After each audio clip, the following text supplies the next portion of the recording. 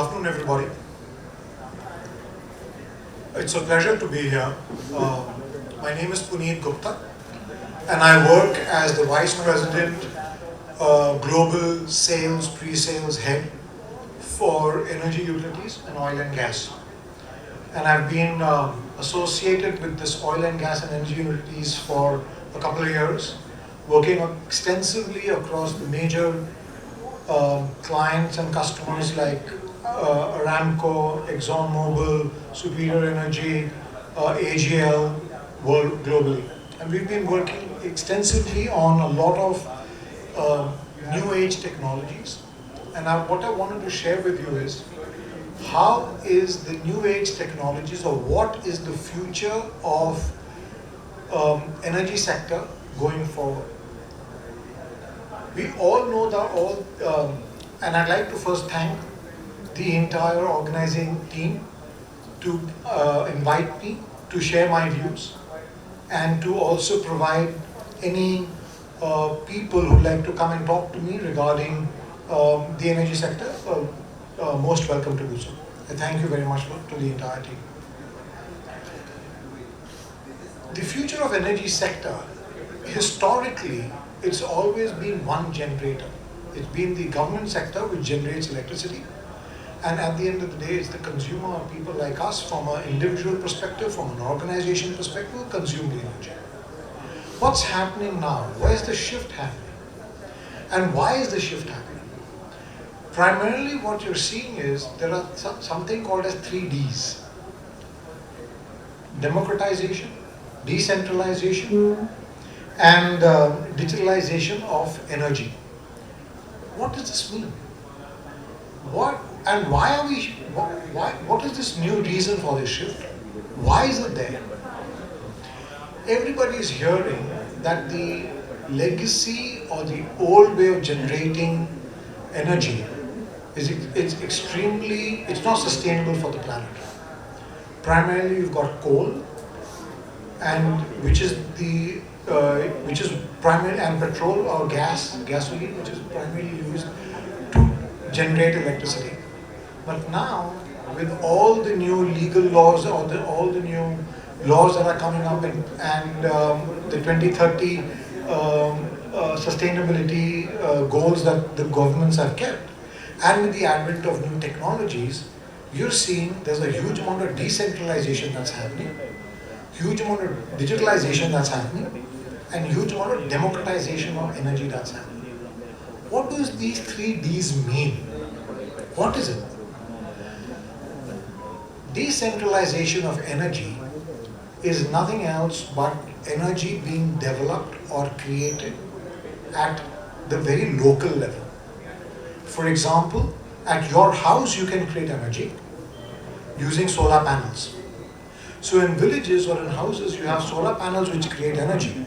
You've got biogas which creates energy. You've got various forms in where you're creating energy. It can be creating energy at a house level. It can be creating energy at a village level. It can be creating energy at a community level. But that's how you're creating energy. And that is called as decentralization of energy, because you're not centrally acquiring the energy coming in from one major player. For example, you're not generating it through a huge dam like the Bhakra Mangal, and then the energy flows through everybody in Punjab, but you're also generating it at a solar panel level, a wind vane level, a micro hydro power project level, at a biogas level. So that's where you're generating energy. That's called generation of energy, and it is basically, the idea is that it enables you to get energy at a local level. You're not losing energy in the transmission of energy. So let's just park that. Then you've got something called as digitalization of energy. What does this mean? Technologies which are used in the development, in the measurement, in the distribution of these energies is called digitalization of energies. Specifically, you have something called as grids or smart grids. I can create a smart grid within my house.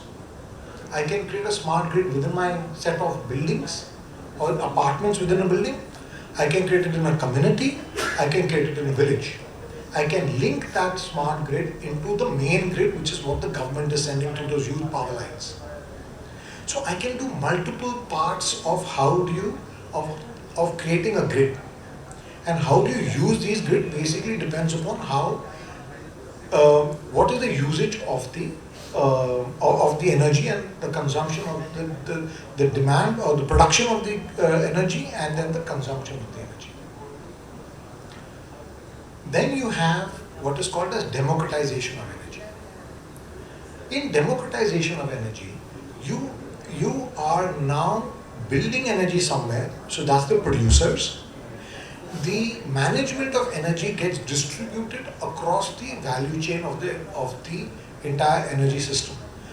Someone is producing, someone is managing and doing the management of the energy. Someone is also then creating the rules of the energy. So you've got different players, need not necessarily be one. And so the government may lay a certain rule. The producer is somebody else. There may be a small local producer. There may be a community which has the decision-making power for that specific energy that they have created in their community. So you've got multiple ways, that's basically called democratization of energy, where the power is not only at a central level, but it gets democratized throughout the entire value chain of the energy system.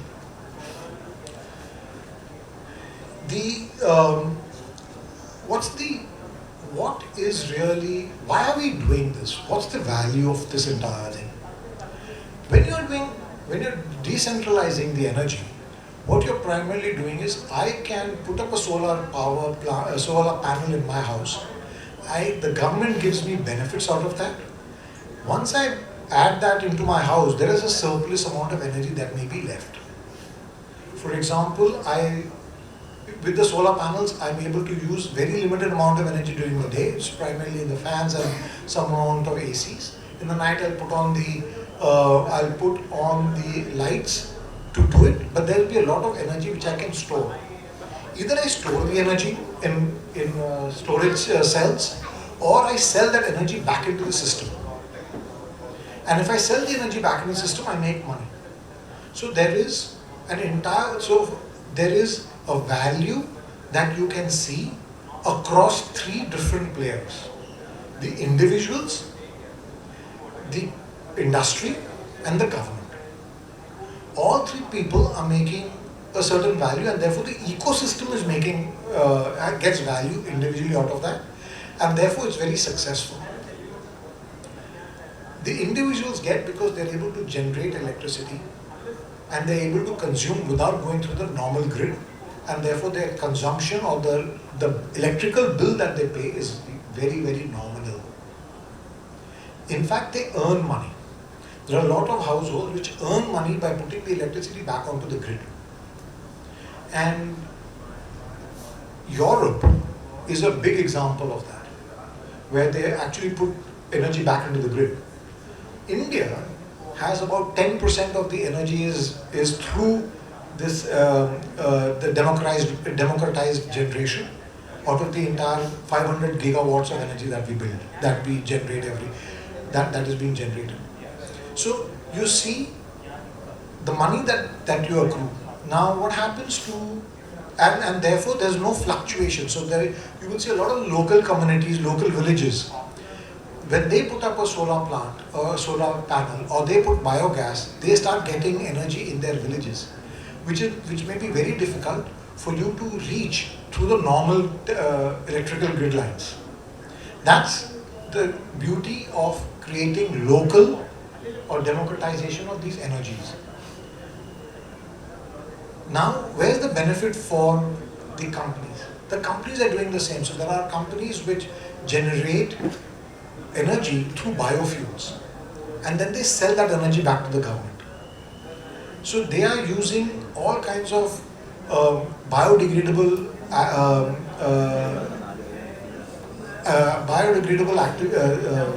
activities, and then they're using that to manufacture or produce energy which they sell back to the government.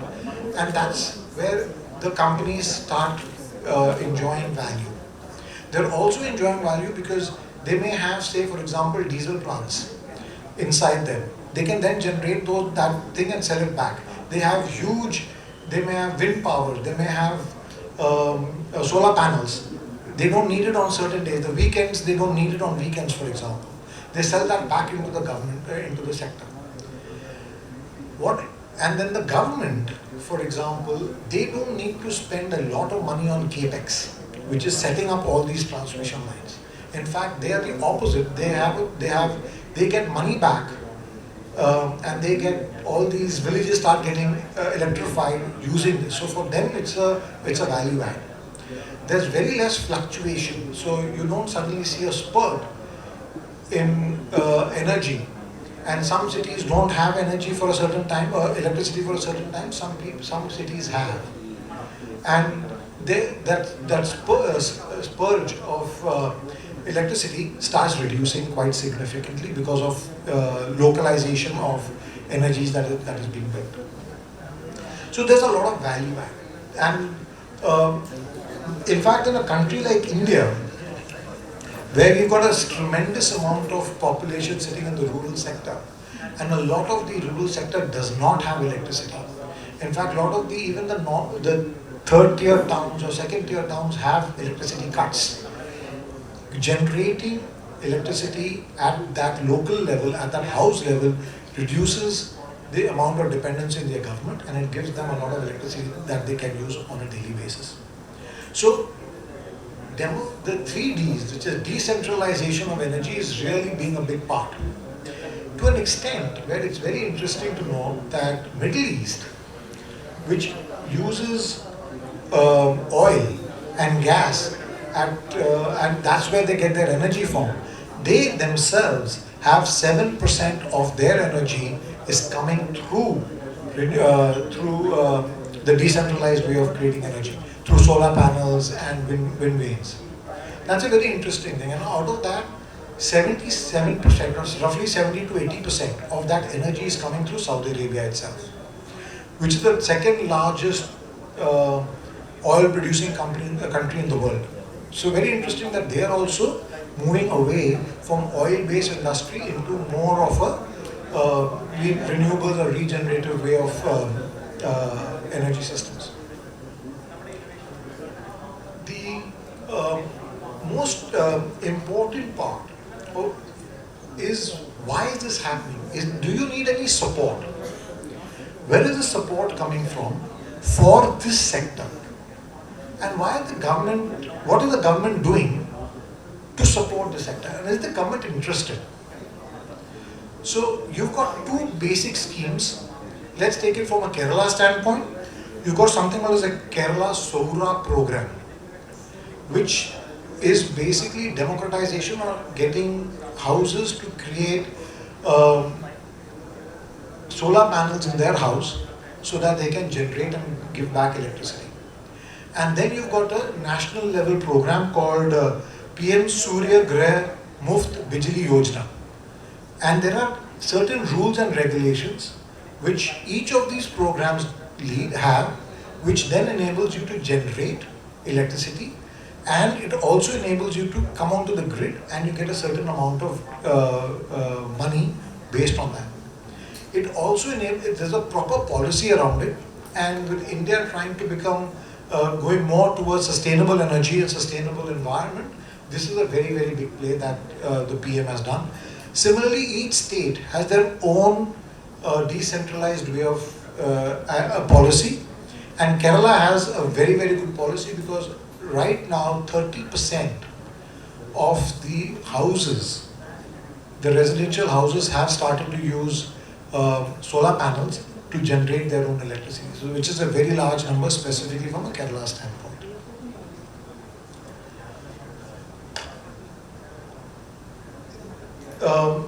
One of the concerns here primarily comes from, so the challenge is, why is it not getting widespread? Why is it not really picking up like the way you saw UPI picking up? If the government is willing to give you money back for what you generate, then why is everybody not getting into that?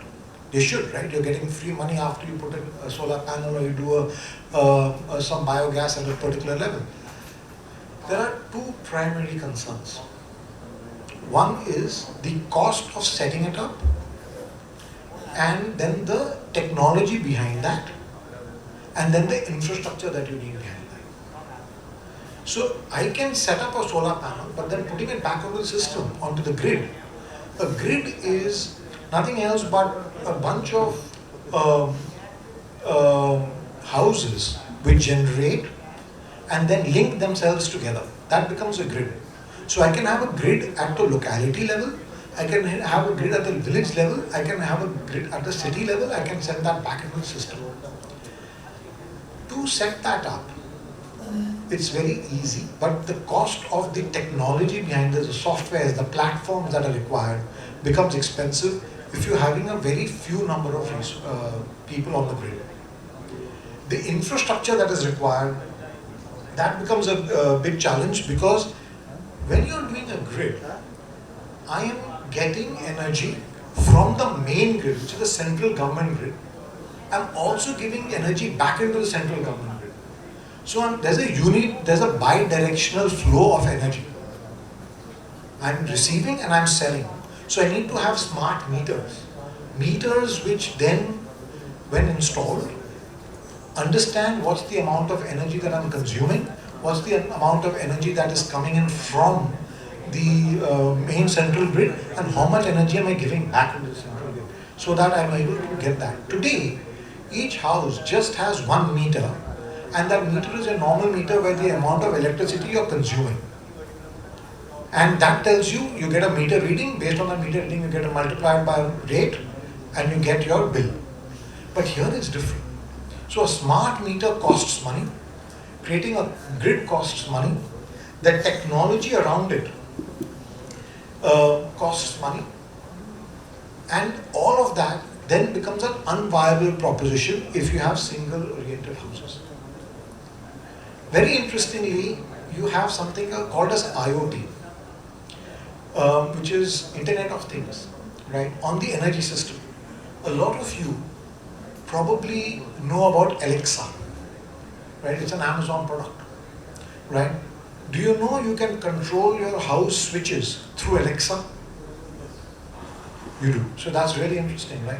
That is nothing else but using IoT, Internet of Things. I've connected my bulbs to the Alexa, and I can tell Alexa by voice command, please switch off these lights in this specific room, and these lights will get switched off. I can tell Alexa, or I can tell when I'm driving back home, and I can give a command to please start on my microwave oven, and the microwave oven will start. Can you please start on the lights in room XYZ, start on the geyser? All that will start. So that's IoT. But when you use IoT, you also have to implement it, so there's a cost to it. For example, at a layman's term, an Alexa cost plus the cost of those bulbs. Those bulbs are are very expensive compared to your normal bulbs that you have. So there's a cost involved. And people generally don't prefer getting into that cost. They may not see the value of, or the return on investment of the entire cost with respect to the amount of electricity you generate and the government gives back. So there are those things. When you set it up, you'll also have to maintain it. So there's a maintenance cost associated with that. So when you look at the overall cost, it's fixed cost plus your maintenance cost, which then gets your overall cost. When you minus that from what you're receiving back from the government, it probably does not give you the benefit that you really need. So the government starts giving you subsidies. They subsidize you to a certain extent with regards to your energy bills and the amount of energy you're sending back into the system, into the national grid, and therefore, based on the amount of energy you send into the national grid, you get some money back. One of the larger countries or the areas which generate electricity in such a way is Europe, where they're focusing primarily on decentralized energy, digitalization, and democratization. I'll just give you a comparison in a couple of minutes regarding Europe and India, But we are there, we are working towards it, and they probably are a step or two ahead of us.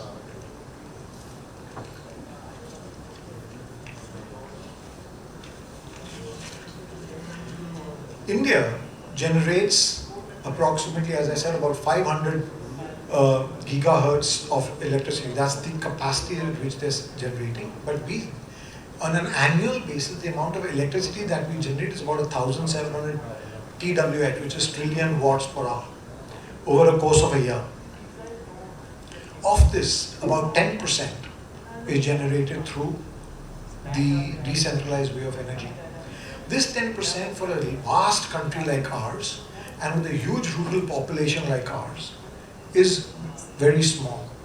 We need to improve this and increase this percentage, because it's not viable all the time to ask the government to set up lines to remote centers or remote villages and therefore generate electricity. But it is very easy if those remote villages set up their own panels, have biogas, have, some of them are close to rivers, you can generate mini hydel power plants, you can generate, and mini hydel power plants, if you really look at it, generate about 5 or 6 kilowatt and 15 kilowatt per day. You can just put 2 barricades and put a small generator in the middle of the 2 barricades in a flowing river and you start generating electricity. So it's not, it sounds, the way I'm saying it sounds very easy, but it's about a couple of weeks work and you get that electricity generated out of small hydel plants that are there. And the village can get sustained. The house can get sustained through biogas, which the villages, have a lot of that. They can generate a lot of energy through biogas, through solar panels. It's easier for them to do that rather than wait for years and years where villages try to get electricity, and there are some villages for 70 years, they just started to get electricity now.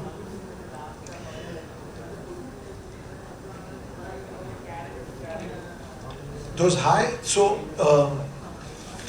are the reasons why, again, you're not doing that is, there are certain regulatory hurdles.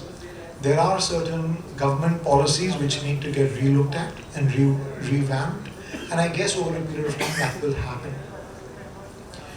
If you look at it from a technology standpoint, what are the technologies which really are used in this?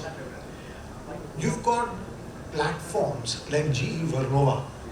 Now GE Vernova platform primarily allows you to get it's a platform where all the different types of energies can come in, whether it's from a central standpoint, whether it's from a local standpoint, whether it's from a grid, any grid perspective, and then using that, they then start giving you a lot of analysis and data. They start giving you information about where should you have more energy, where should you have less energy. It starts managing your grid. You would have recently heard, about a month and a half back, there was a huge blackout across the Iberian Peninsula, which is Portugal and Spain. Suddenly the entire country had got blacked out. That was because of the huge flow of energy into the system and nobody picking it, and the amount of energy that was not being consumed adequately. And that led to a tripping. Once it started leading to a tripping of the distribution networks, the entire grid fell down. So you saw in Spain that happened. Now that gets managed by GE Vernova.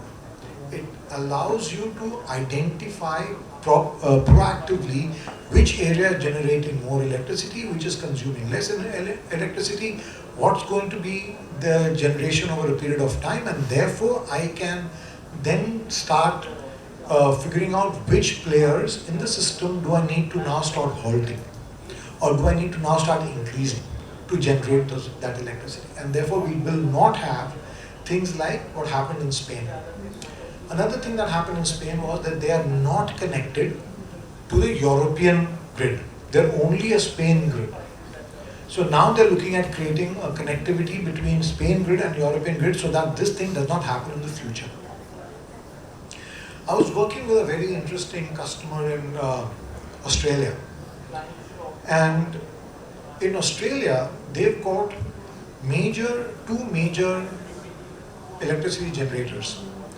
Australian Gas Limited and you've got another electricity gas limited. Now when they generate electricity, and you know Australia is a huge continent, the cities are around the belt, but around the sea, and then there are a lot of small tier 2 towns across the country, but all close to the eastern coast or on the western coast, nothing in the middle. What Australia has done is it has given huge subsidies to get solar panel energy. Now to the extent where the generation of solar panel energy is very, very high. So they are facing a reverse problem. Their problem is that the generation at the decentralized level or at the local level is very high, which is pumping electricity into the national grid. And when it's pumping energy into the national grid, now the national grid is getting a splurge of extra energy which is not able to consume. Not only the small houses, but even the industries are doing the same thing. So they have to manage that very adequately. Therefore, you have storage cells. And now they are saying that this region should not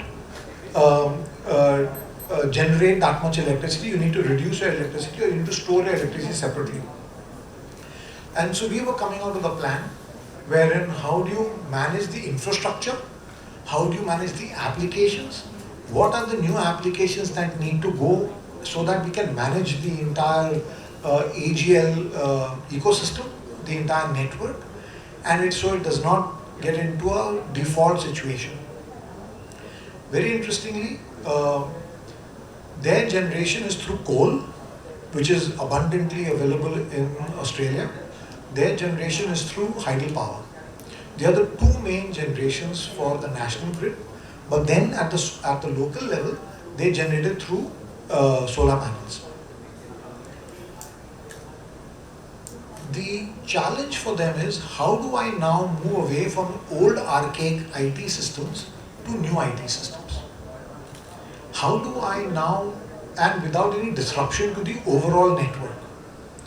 My transition should be very, very adequate. So that became an interesting play that we had. And what we did is we came out with certain AI related technologies which we started implementing into AGL's network. Now that's where artificial intelligence played a very big part for us. So artificial intelligence now enables us to understand what's going to happen in the future. It's got a predictive analysis. We are able to use artificial intelligence to enable us to look at it from a transmission standpoint, look at it from a distribution network standpoint, look at it from a storage standpoint, look at which sector is providing more energy. Earlier on, all that data took a lot of time to analyze manually. And by the time you got that data, the activity or the event already happened. But now you're doing it real time. So data analytics becomes a big play. So in our understanding, when you're looking at startups out here in India, this is one sector which can be extremely fruitful, which is called as digitalization of energy, where you can use IT and you've got case studies available globally to replicate. If you don't want to go into generation of electricity through solar panels, but you definitely can go into the digital part of, or analyzing the data that's coming in, using AI, analyzing what are the platforms that are there. Today in India, we don't have a single grid OS. Grid OS is nothing else but a platform which is a software platform which monitors the energy as well as the hardware platform to that. We don't have that. India doesn't have that. So we are using a diversified way of technologies to do the same kind of work. So there is an opportunity from a startup standpoint to think around that. What kind of grid OS can we build from an India standpoint to look at the unique challenges that India has, which can then be leveraged at the local level.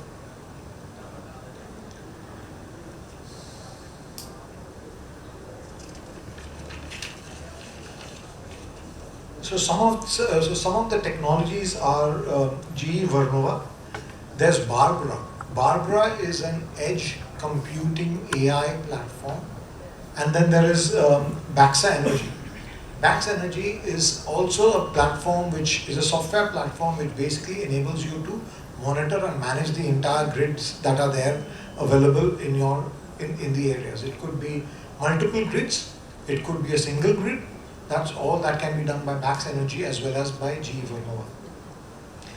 Most of the companies, most of the countries primarily use GE Vernova. That's the leading software platform available these days.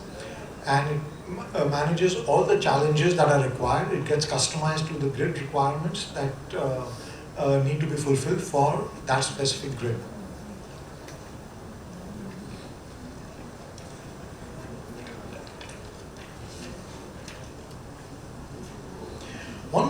Some of the challenges that we face is there's no uniformity in the standards and codes.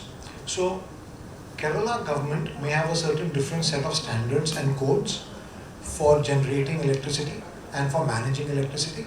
Similarly, the central government may have a different one. There may be a different one for the Maharashtra government or the Tamil Nadu government. So there's no standardization of codes. Therefore, when you're implementing platforms, it becomes very difficult for them to sync the data across platforms, okay, across states, across regions, to actually proactively give you the kind of information you need. There are some bureaucratic delays and inconsistent policies between various states. You have, as I mentioned, there's a huge financial cost. There's also a lot of social unacceptability to such a thing.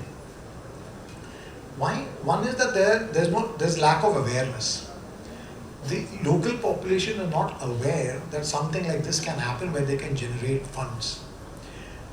Second thing is they believe that it's better to get something directly from the government. It's much more convenient and easier, and they don't want to break that mindset of doing the work on their own. And then there's a lack of trust. When you're creating a grid or a community, a lot of us sitting here, 99% may say yes, some people may say no. So creating a community to generate, to make a grid and therefore generate electricity and put it into the grid becomes a challenge. You need to be, so primarily comes from that fact, that creating a trust within the community. So somebody may feel that I am getting less money than the other person. They all have their own thought processes. If we are able to break that, then the probability of a community becomes very large. If you look at the way some of the other industries have worked, if you see Amul, it's a cooperative, where everybody has a standard. They milk the cows, they come to a standard center where they give them where they give the money, and then there is a certain amount of money that they get back, and everybody accepts that. So similarly, we have to create something like that from a grid standpoint, where there is a trust that's built at the community level, and everybody feels that they are getting adequately remunerated for the effort that they have put in.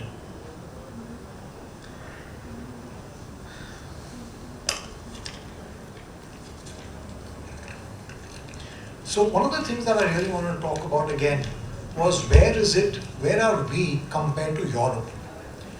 Europe is by far most advanced from a 3D perspective. Decentralization, democratization and digitalization of the energy systems.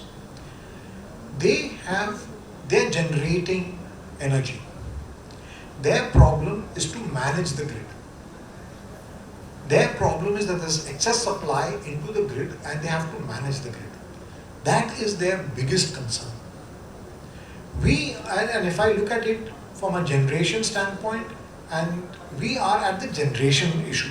So we are phase one of the entire future of energy. They are at phase three. They have grids, but the grids are not optimal. They are trying to optimize those grids by generating more electricity. In fact, to an extent where Germany does not have any nuclear fuel. There is no nuclear energy at all in Germany. They've cut it down because they're looking at other sources of sustainable energy for them to drive their own production, for them to drive their industry and their homes. And when they've shut down their nuclear plants, they now are in a situation where they are finding it difficult because of other political reasons also that they're not able to sustain themselves. So you have a challenge of not getting enough into the grid in Germany, but there's a lot of energy being generated in the grid within the European Union.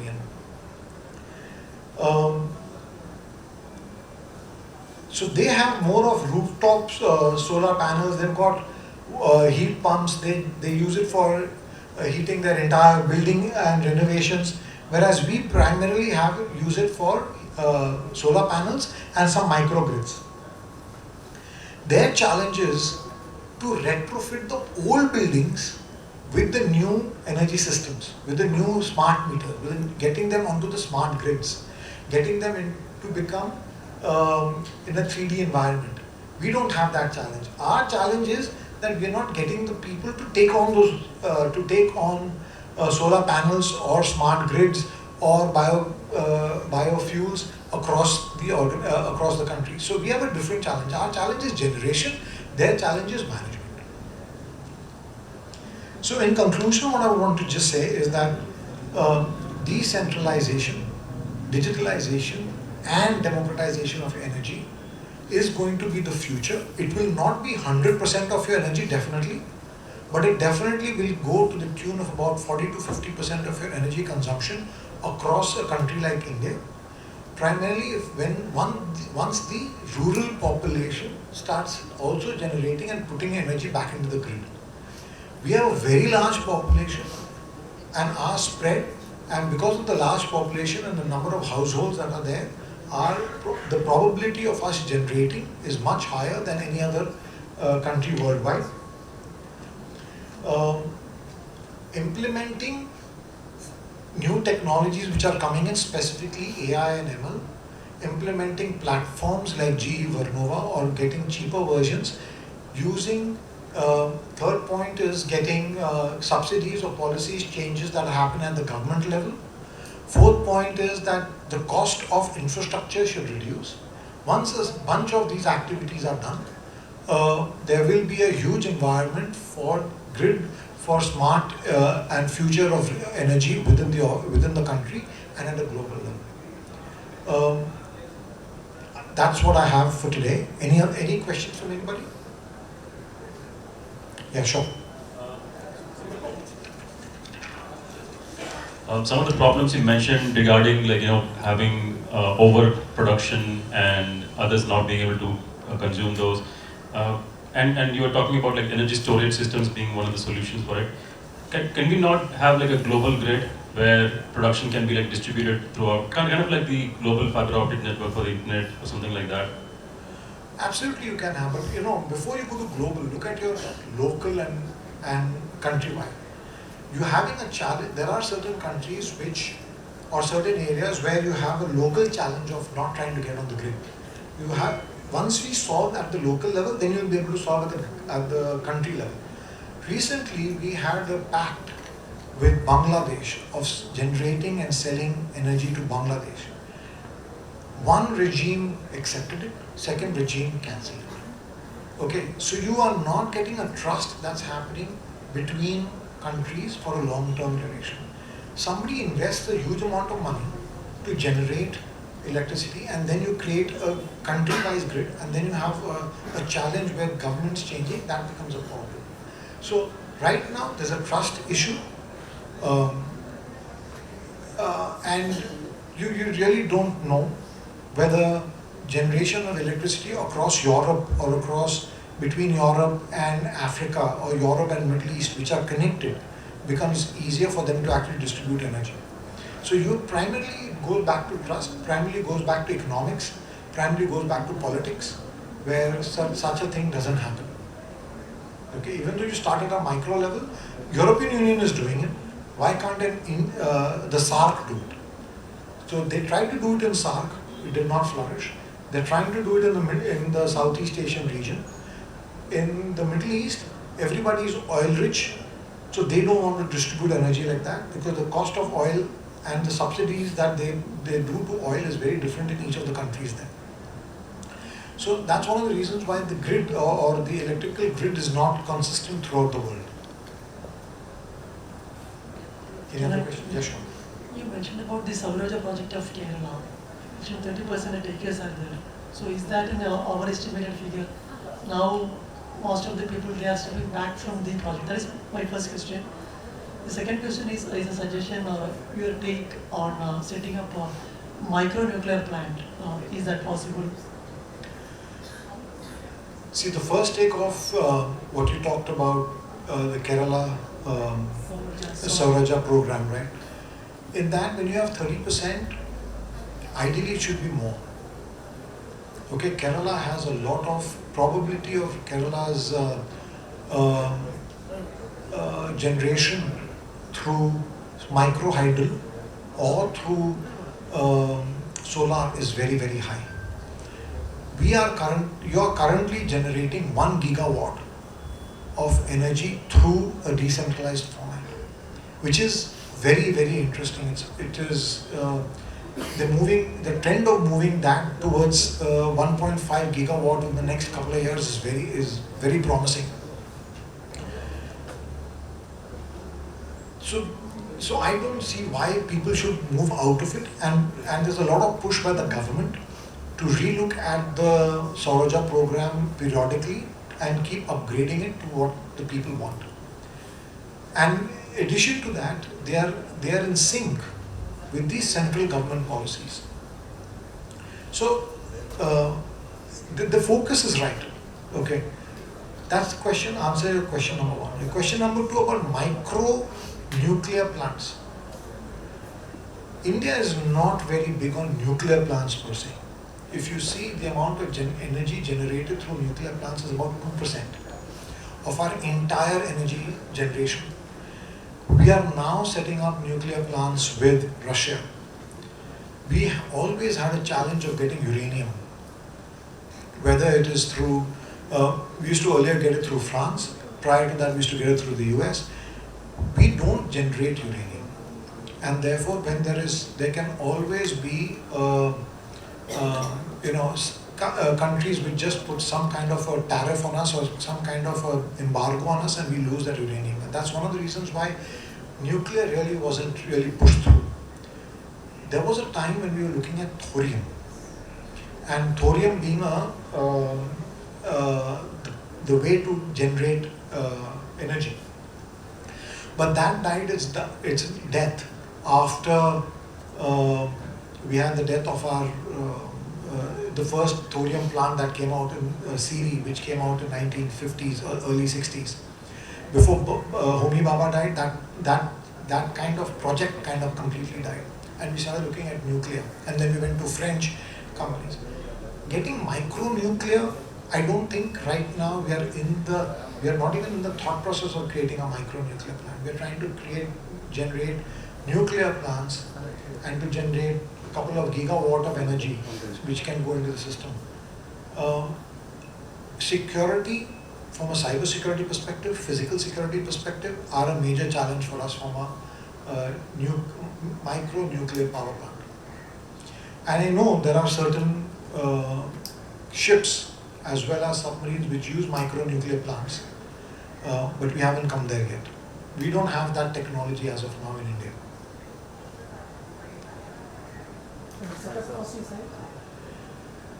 See, setup costs, all these power plants have a long duration. So the setup cost is not much of a challenge.